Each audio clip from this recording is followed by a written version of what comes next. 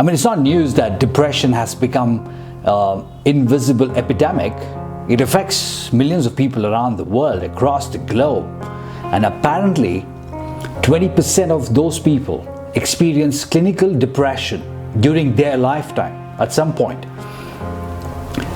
Depression, right, isn't okay.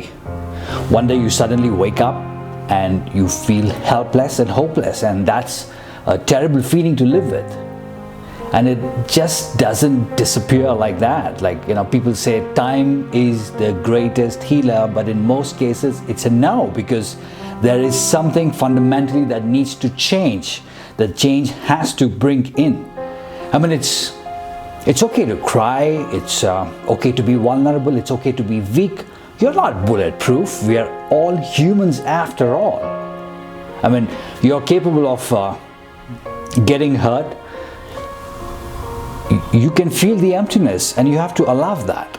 Stop pretending, unmask yourself, break down if you're really tired. I mean, just admit it. Stop pretending. I mean, stop pretending that you're okay.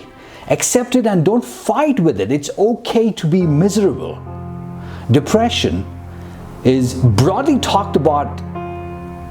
Most people don't really even understand what it is. And the strange part is, everyone seems to have an idea or know it and has an opinion about it.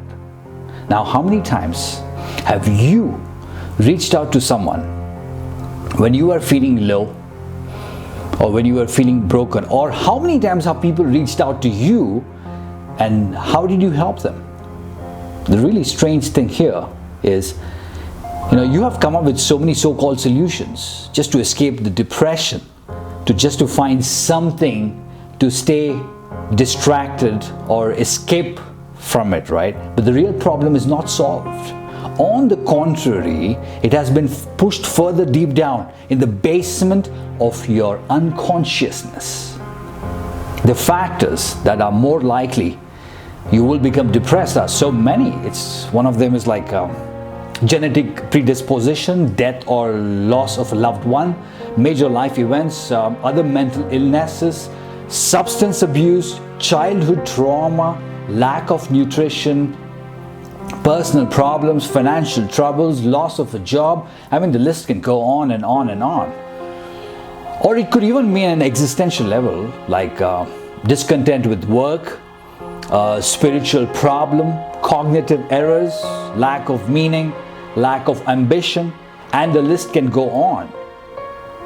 Now, all these factors can disrupt your normal balancing of your mind and body.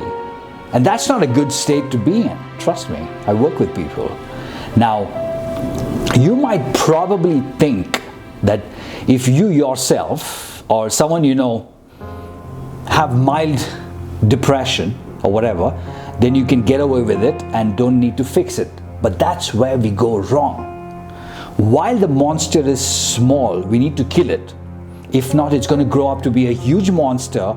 It's going to ruin your life and rob your spirit. Well, the damage is way more than that. It will disrupt your everyday functioning, everyday performance, affecting your relationships, work balance, and social life. And I wouldn't want my life to be like that. Neither I would want that for you. It's terrible. Well, in my next videos, I would like to really talk about ways of getting out of depression. So stay tuned. I'm gonna really address this because I think right now during this whole COVID situation, depression is on the rise, and I'm understanding the stats. Not just depression, a lot of emotional issues are on the rise. Eventually, it leads to depression because depression is a huge spectrum. There is so many layers to it, and something not to be taken very lightly. It has to be looked upon. It has to be fundamentally dealt with. There needs to be a change. And I urge you, seek help. Don't hesitate. It's okay to be weak. Don't be afraid to show your weak side.